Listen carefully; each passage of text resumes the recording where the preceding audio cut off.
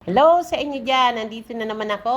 Magluluto tayo ngayon ng beef steak. Meron ako ditong 1 kilong laman ng baka. Niwa ko siyang maninipis at minarinate ko siya sa 1 buong bawang, 2 kutsaritang paminta, at 4 na kutsarang toyo at 10 pirasong kalamansi. Minix-mix ko siya guys, tapos inilagay ko sa ref overnight. Ngayon, magpainit ako ng mantika at piprituin natin ng bahagya ang mga laman. Nang matapos ko na siyang maprito guys, ito na siya. Sa pinagprituhang kawali, naggisa ako ng bawang, sibuyas. Nang maluto-luto at malanta ang bawang, inilagay ko na yung bagya kong nilutong laman. At inilagay ko ang pinagbabarang sabaw.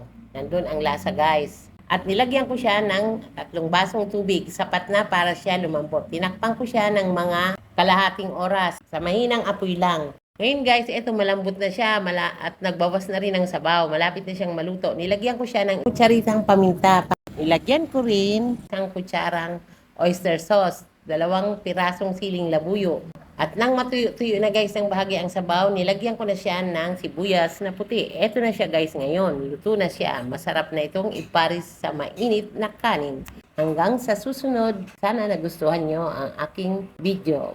Please like, comment, and share.